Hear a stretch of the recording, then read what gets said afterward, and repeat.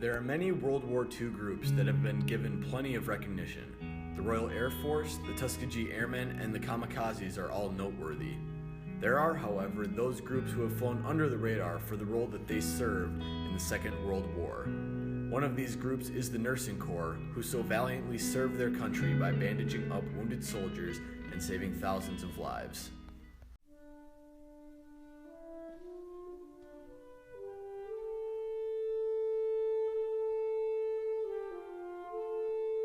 Why did you join? I can't really answer that.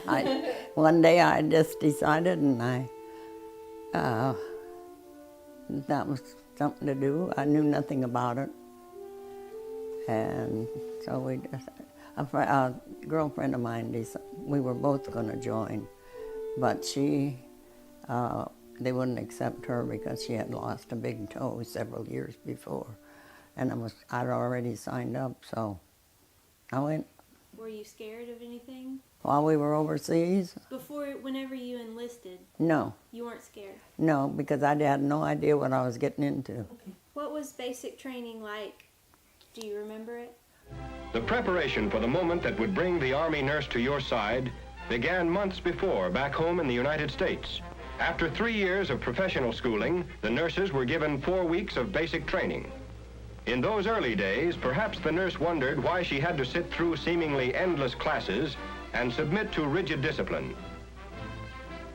Often, while muscles ached and groaned, she may have wondered why it was necessary to take those long hikes or grope her way through a gassed area. Yet there were demands that would require of her perfect physical health and stamina, the strength to stand up under the rigors of combat nursing. 4 weeks of basic training finished, the Army nurse was ready to serve wherever the Army needed her most. She might have found herself stationed in a general hospital right here at home, or perhaps assigned to a mobile hospital unit overseas. After she arrived, she may have helped to build the very hospital in which she worked. For the field hospital or the evacuation hospital, like a circus, had to be able to pack up and move on at a moment's notice. Its primary function was to offer immediate surgical treatment to the wounded, and that meant following ever-changing battle lines. Everyone pitched in when a mobile hospital went up: enlisted men, doctors, and nurses. Just one small instance where basic training paid off. Those muscles, toughened and hardened during the 4 weeks of basic back home, were equal to the job. Of more than 20 nurses killed by enemy action during World War II, perhaps the most widely known is Frances Slanger, who was wrapping Christmas presents in her tent in France when a German shell hit and killed her on October 21st, 1944. She gained her celebrity because of the letter she wrote to Stars and Stripes, a letter that was printed less than a month after her death, a letter she wrote in response to the words of praise for nurses sent by the GIs. The letter said the paper's editor accomplished the impossible because in simple language she was able to put into her own words the feeling of American nurses for American soldiers, unconsciously brought out the close professional camaraderie that exists among members of the Army Nurse Corps. A graduate of Boston City Hospital, Slanger was one of the first nurses to land on Normandy and was serving with a field hospital at the time of her death. She was the 7th Army nurse to die in the war and the first in ETO.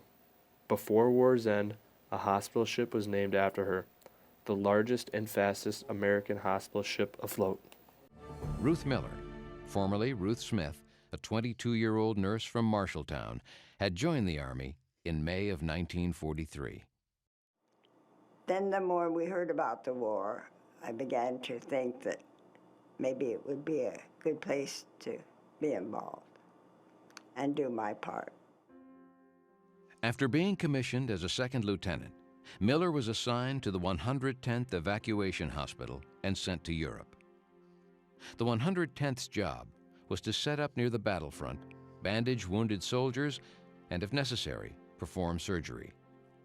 After treatment, the soldiers would be transported to hospitals farther from the battle. The 110th went to England in June of 1944. Miller's first assignment was the penicillin team. At the time, penicillin was a new miracle drug that had to be mixed just before use. We just went around every 4 hours, and if they were sleeping, we had to wake them up. And the boy said, "We almost rather go back and face a German than you people coming around stabbing us every 4 hours," but it saved so many lives, and it was good. Penicillin prevented thousands of wartime deaths from gas, gangrene, and other infections. Now the race began to discover its molecular structure so that it could be produced synthetically in a laboratory from its chemical compounds. Penicillin is used to treat any number of infections, including syphilis, meningitis, and pneumonia. Penicillin has reduced the threat of bacterial infections. The capability to treat potentially life-threatening infections has permitted the development of surgical operations, organ transplants, and open heart surgery. It has also vastly improved the treatment of burns. While the Death March is a commonly known war crime against the Americans that was committed by the Japanese, male soldiers weren't the only ones who served as POWs.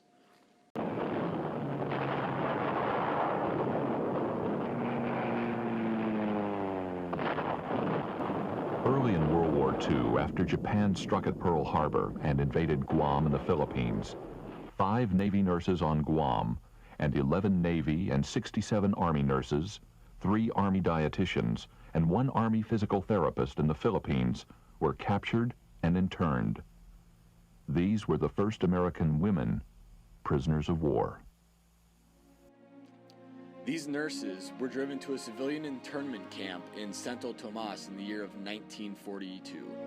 This group is sometimes referred to as the Angels of Bataan for their service in these camps. These nurses endured terrible conditions. Evelyn Monahan writes, "In the first 2 days, the Japanese cut off all ventilation to the tunnel. Temperature, humidity, and odors rose to almost unbearable levels. Food rations for these medical personnel was also a big problem that they faced. Plus, they also dealt with the moral responsibility of maintaining a high sense of professionalism while helping the enemy. Eventually, on February 3rd of 1945, almost 3 years since their initial capture, they were rescued by the 1st Cavalry.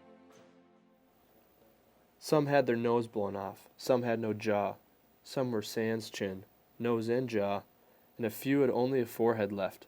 I went through this ward and stood in amazement and perfect wonder how these valiant nurses dealt with the problem of feeding these cases. Most of them were tube-fed, and hours were spent getting nourishment into them. Some were so horribly disfigured that they were in a private area from the others. I gnashed my teeth at war. These are the living dead who will spend the rest of their lives in a closed section of some stateside hospital. The fatal bullet was more merciful." Were you happy to come home? Yes. Except I didn't have a home to come to. Well, my father had sold his farm, and I went to the West Coast too, where he was at that time. And I spent a little time out there. Then I came back and went to work. Well, it's just not the same world. In a good way or a bad way? I guess that would be a matter of opinion. Sometimes I think yes, and sometimes I think no. No, you think of some of the fun things that you did, but the others you try to ignore. I wouldn't give up the experience, but knowing what I did, no, I would never do it again. Why is that? Because it was just too horrible. Well, you just saw so many different things that you didn't see over here at home, you know. And there's no way you can explain what it was like to take care of some of those patients. Nobody can, unless you were there, you would never know what we went through. World War II offered many new opportunities for women, as the vast majority of able-bodied men were fighting in either the Navy or Army. Of these job opportunities, nursing was very common because it allowed women to be included in the war effort. The pay and benefits were very respectable, and the U.S. government offered to pay for nursing school education. Nurses were in high demand and were used closer to the front lines than ever before.